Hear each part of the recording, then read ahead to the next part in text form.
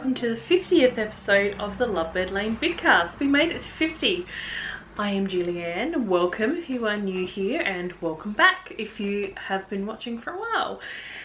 Here we are again today. I think I'm going to keep it pretty short today. I'm pretty low energy. I've had a bit of an up and down roller coaster kind of week because if you follow me on Instagram, the thing I say every week, you probably saw my story the other day about potentially putting in an offer on a home. That did not happen, and I have been kind of up and down all week. I'm not sad about it, so don't worry about that.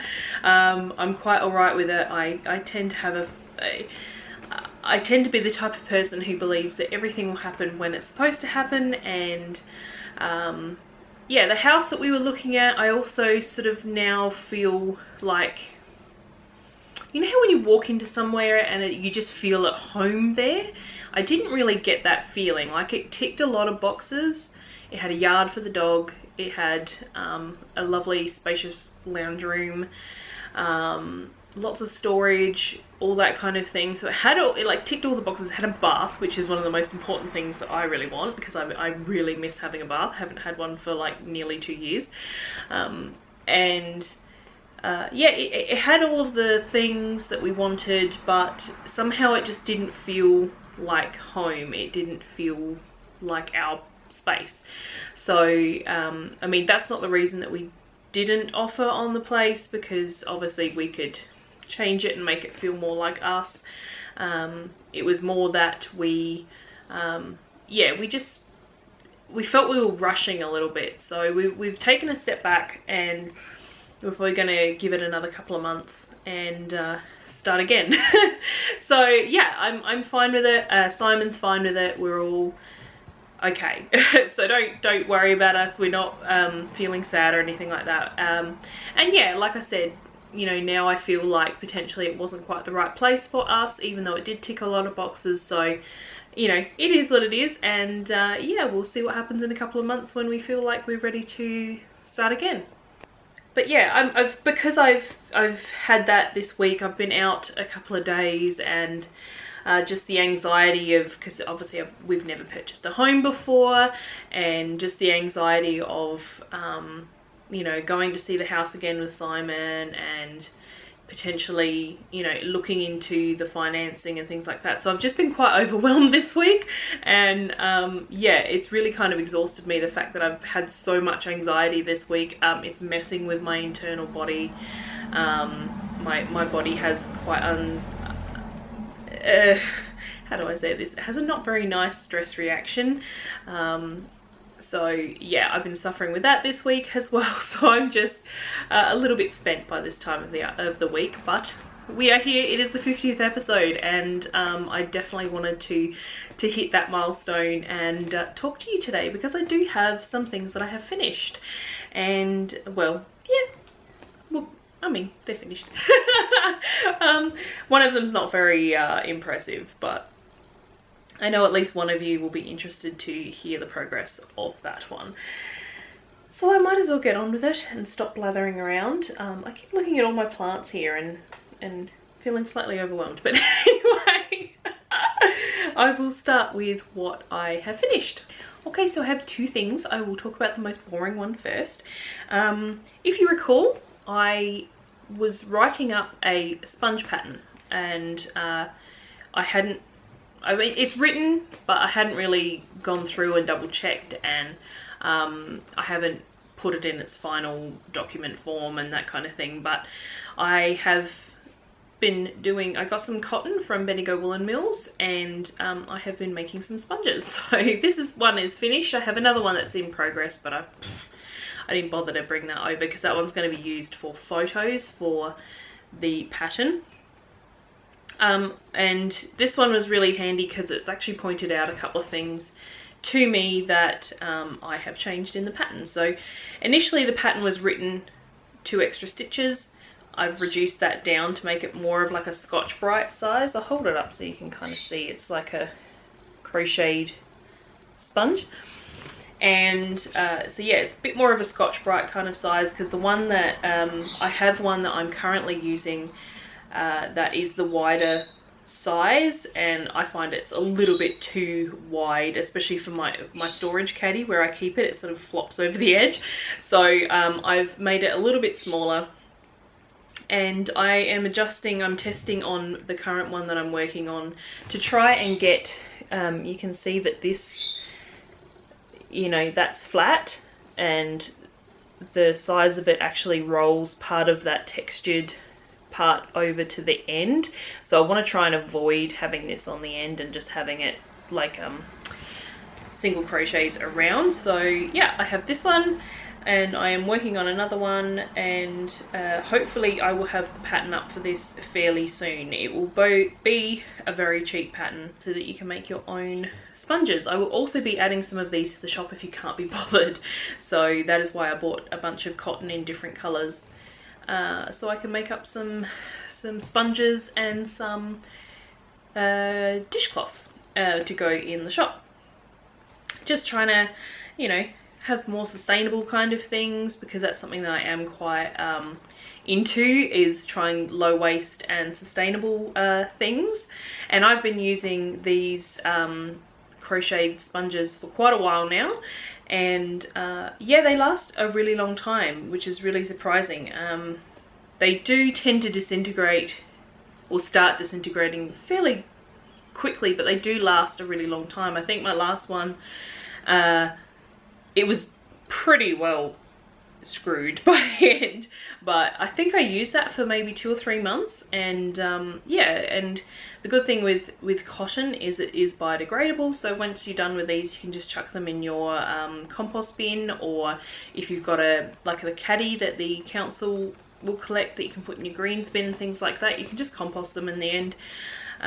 So yeah, these are what I've been using. And yeah, I hope to get some into the shop, and I will have the pattern done fairly soon. So that is my first FO. Oh, that is better. I just cleaned my glasses because I'm looking through them and the light is shining off all the crap that's on the front of my glasses. My glasses get really dirty. So let's talk about my second FO. It is my hat. So I have finished my Oslo hat. This is the Mohair edition Oslo hat, and this is a pattern by Petite Knit, and yeah, I have finished it. I sewed up my brim last night. I finished the hat itself, I think, the night before. So although this is a bit snug, I have to say, and I don't know whether that's because of my, I mean, it looks very stretchy, I mean, but when I put it on my head, it feels pretty snug. So basically, if you remember, you knit the first part in reverse stockinette, which you can see just some of it sticking out still there, and you turn it inside out and you switch to doing knitting the other way around, so that you have the two different, you have the stockinette and the reverse stockinette. Then you get to your decreases on the top. It's like a quarter, 4 different points around the hat decreases, and then you fold up the reverse stockinette section and you seam it. So I don't know if you can see my seam stitches in there. Basically what I did was I just went around the two threads of the knit stitch, and then under the two threads of the knit stitch on the bottom. So I was actually creating virtually stitches. They were little V's. It's probably very hard to see, but on the other side you can see, where is it? Here? Yeah, you can see there is where I put my yarn through on the wrong side. And then after that, you basically just use that guide of where those, what do you call it? Where those stitches are on the inside to fold up the rim. So you can see, get my eyes out of the frame, there we go. So you can see where that is there, where I've stitched. And yeah, that is where you fold to get this nice folded rim. So everything looks like stockinette when it's finished. I'm going to pop it on. Try and get some hair out, because I prefer to wear hats where I can see my hair. So it's actually ended up having a little bit of extra space in the back. I was expecting more of a bit of a watch cap sort of style, but I mean, I don't mind having a little bit of slouch in the back. I tend to knit beanies and hats and things with slouch in them. So I don't mind that at all. And like I said, it is pretty snug, but I can feel already how warm this is going to be in winter.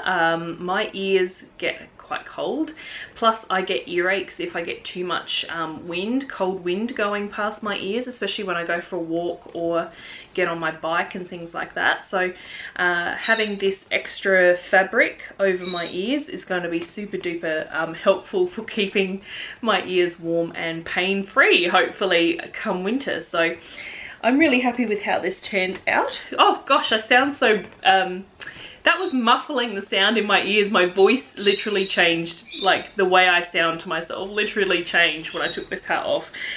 So again, the yarn is my own yarn. It is my singles base, and I have knit that held double with some mohair, which you should be able to see the fluffiness of that.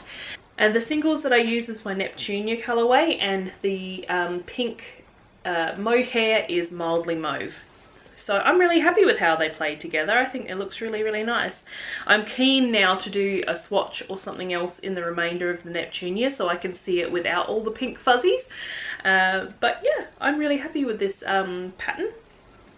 And it turned out really nice, and I can definitely see myself knitting more of these because it's definitely warm on my ears, and it's nice and soft and squishy because it's got that lovely mohair in there. So yeah, I'm really, really happy with it. And I only have one work in progress this week because obviously my hat got finished, and these are my curling mist socks, which is the Handmade Sock Society pattern that Curious Handmade has been putting out. So I am probably I'm about 2/3 the way through the foot before I start my toe. So I won't do the same thing as last week this week because obviously I'm too far down to have it inside out. I know that tickled a bunch of you who were like, what? But yeah, so this is how I'm going. I have knit down to a foot. So I was really pleased to get to the stockinette section so I can see that yarn knit up in stockinette, because I always find that's the easiest way to see how a yarn is knitting up.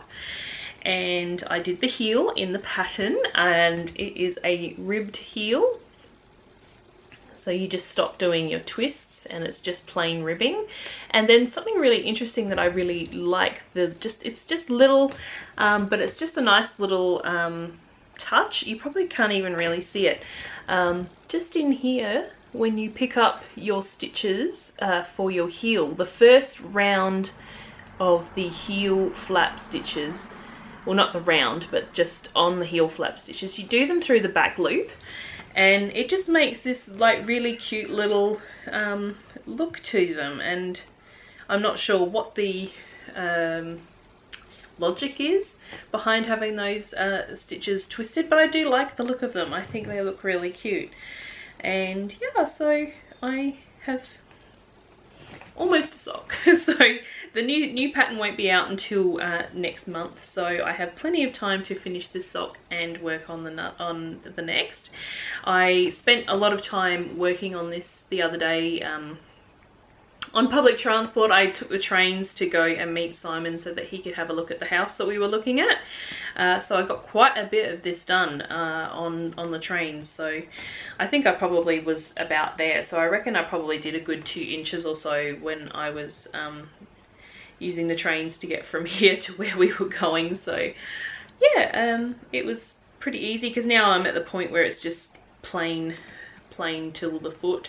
And I can easily count how many rows between my crosses, so I don't need a pattern or anything. So they're just really good commuting knitting, I must say. And I'm still enjoying the green, and yeah, I think I found a green that I can like. So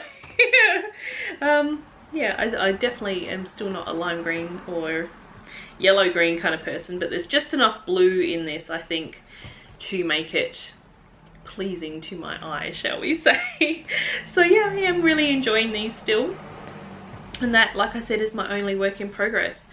However, I did release yesterday some palette sets of yarn in the shop, and I am like itching, even though again I need a new project like a hole in the head. I am itching to take one of those packs out of the shop and do something with it. And yeah, the struggle is real, guys. I really want to get some and knit something, but I spent ages last night on Ravelry looking for something that I could knit with those, because they're 50 gram skeins, so the pack itself is 200 grams. And yeah, I spent ages last night looking for some sort of project that I could knit with the set, and yeah, I just came up with nothing that really... There was a couple of things I could have done, but yeah, nothing really sparked my interest. So yeah, I'm back to the drawing board with that one. I don't know whether I'll take one of the sets or not.